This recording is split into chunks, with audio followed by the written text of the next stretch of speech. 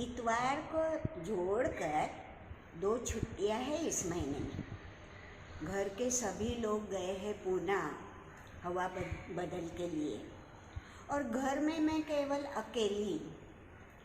अब ऐसी अवस्था में बहुत याद आ रही है मेरी बिटिया की और मेरी पोती की, जिनके कारण ही घर भरा भरा सा महसूस होता है। जब वह होते हैं तो मुझे लगता है कि अरे मुझे थोड़ा मेरा समय तो दे दो, पर अब वो जब नहीं है, जब वह पूना गए हैं, तब मुझे लगता है कि मैं बिल्कुल अकेली हो गई हूँ। अब ऐसी स्थिति में मैं यह एल्बम खोल के बैठती हूँ जिसमें मेरी बिटिया के, मेरी पोती के ऐसे फ़ोटो है जो मेरे गतकाल के सुखद क्षण फिर से वापस लाते हैं। हमारी राजकुमारी का हमारे जीवन में आगमन, बड़े ही प्यार से की गई उसकी परवरिश, उसको दिया गया स्वातंत्र्य, उसका बड़ी डॉक्टर साहिब होना और पोती के जन्म से हमारे जीवन में दुगुनी खुशी लाना, एल्बम के हर पन्ने पर मुस्कुराते चेहरे। मुझे कल्पना है दोस्तों कि आपके घर की अलमारी में जो आपका फैमिली एल्बम है, उसी में भी ऐसे ही मुस्कुराते चेहरे झलकते होंगे। और क्यों न हो भला, क्योंकि आपने भी तो अपनी बेटी की परवरिश, अपनी पोती की परवरिश उसी माया से, उसी प्रेम से तो की है। पर आजकल जो पिक्चर्स टीवी और अखबारों में आ रहे हैं, उनसे तो दिल कांप ही उठता है। ये जो 2 फोटो बार बार अखबारों में आ रहे हैं, बार बार टीवी पे आ रहे हैं, ये क्या दिखाते हैं? ये दिखाते हैं पुरुष के मन में छिपा हुआ अहंकार। इस पुरुष के मन में जो छिपा हुआ अहंकार है ना, इसी को अंग्रेजी में कहते हैं मेल शेविनिज्म। और ऐसे पुरुषों को अंग्रेजी में एक गाली भी है, मेल शेविनिस्ट पिग्स। अब तो तालिबानी लोगों ने क्रूरता की सारी सीमाएं लांघ कर दी है, क्रूरता स्त्रियों के बाबत में।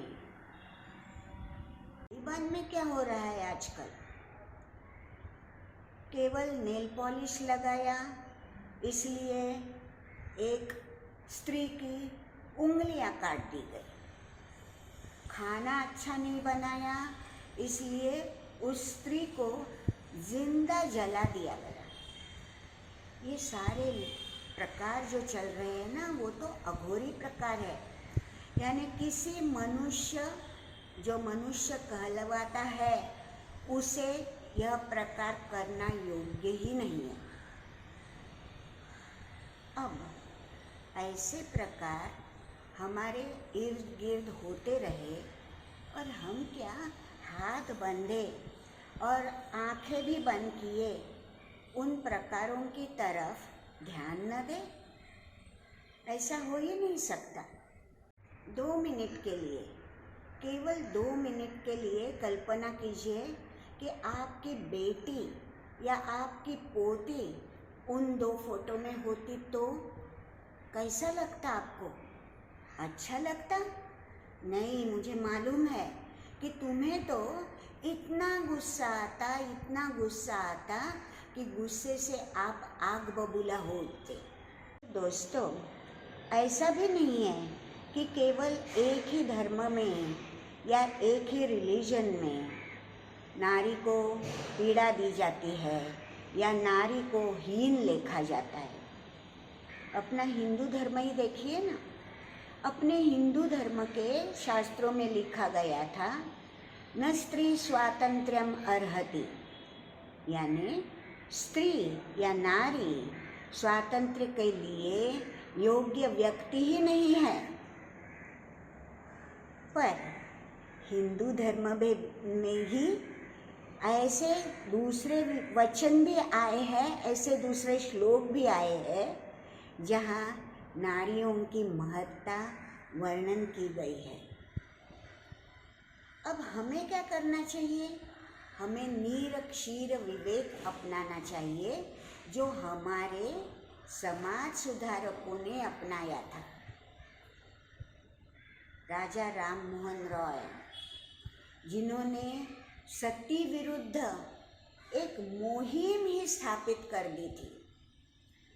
ज्योतिबा फुले और गोपाल गणेश आगरकर, जिन्होंने स्त्री शिक्षण के प्रति आस्था दिखाई और इसीलिए आजकल की नारी शिक्षित है, उच्च पद पर स्थायी है और स्वाभिमान से अपना जीवन गुजार रही है।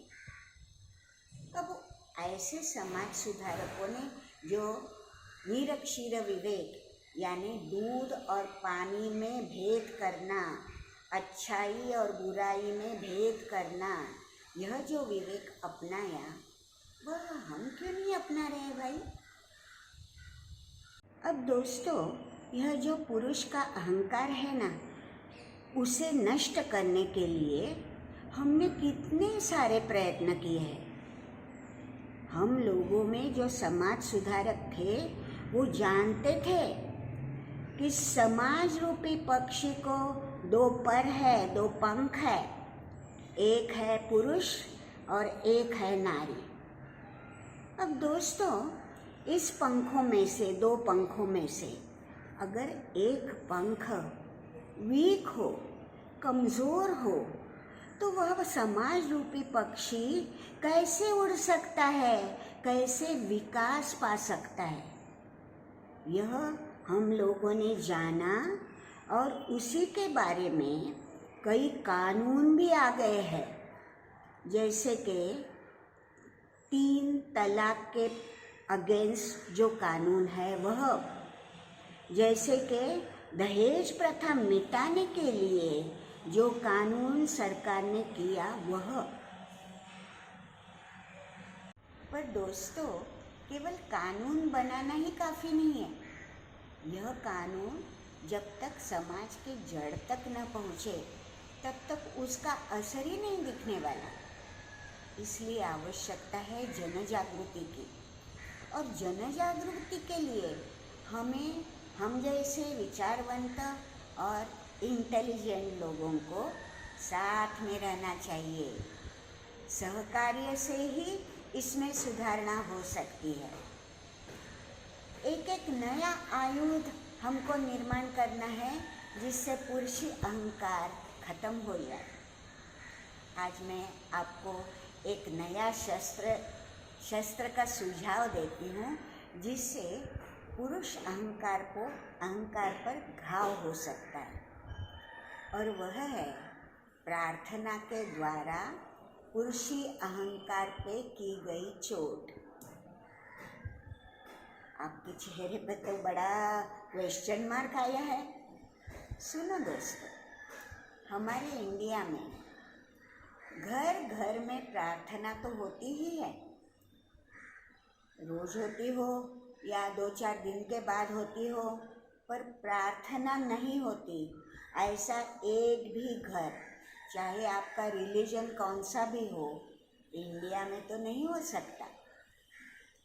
अब इस प्रार्थना में हमें 2 या 5, ज़्यादा से ज़्यादा 10 श्लोक या सुविचार ऐड करने हैं जो स्त्री की महत्ता को बढ़ाए।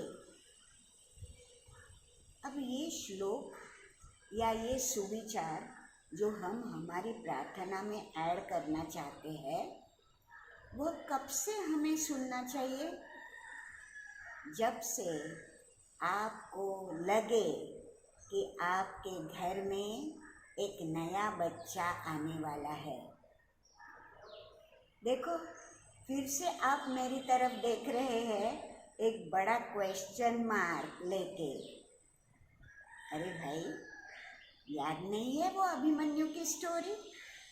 अभिमन्यु जब गर्भावस्था में थे तभी तो उन्होंने सीखी थी चक्रव्यूह में अंदर जाने का तंत्र। नया साइंस जो है, जो हमें सिखाता है कि गर्भावस्था में भी बच्चे के मन पर, बच्चे के शरीर पर असर होता है अपने माँ बाप के वचनों का, आजू बाजू की परिस्थिति का। तो हम वो जो वचन है ना, कैच देम यंग, उसी को लेंगे और वो बच्चा गर्भावस्था में है तभी से उसके मन पे अच्छा संस्कार करेंगे। अब दोस्तों एक बात और, आपको संस्कार अच्छे देने हैं बच्चे को, पर आपके हाथ में केवल 10 बरस ही है, क्योंकि 10 बरस तक ही आपके घर में ज़्यादातर बच्चा रहेगा। बाद में वह जाएगा खेलने कूदने बाहर, और वह आएगा बाहर के जो एलिमेंट्स है उनके संपर्क में। तो जब तक बच्चा आपके संपर्क में है, रोज प्रार्थना कीजिए। यह प्रार्थना एकदम छोटी सी हो, क्योंकि बड़ी प्रार्थना में तो बोरिंग बन जाती है, वह हमारा ध्यान नहीं रहता।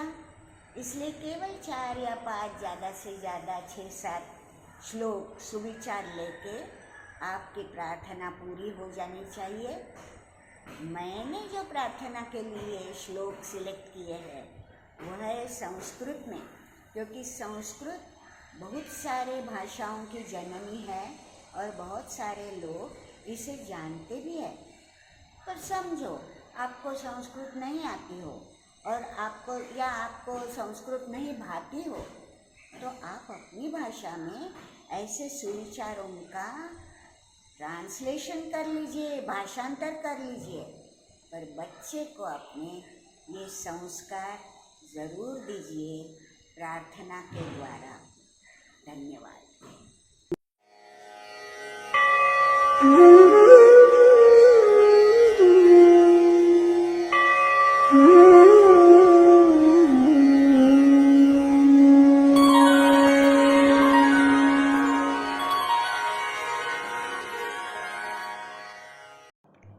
न स्त्रीरत्नसमं रत्नं स्त्रयै देवः स्त्रयै प्राणः जननी जन्मभूमिश्च स्वर्गादपि गरीयसी स्त्रीमूल हि धर्मः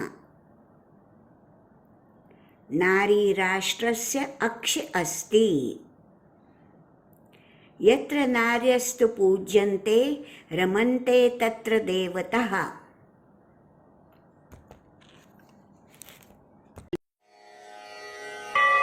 Mm-hmm.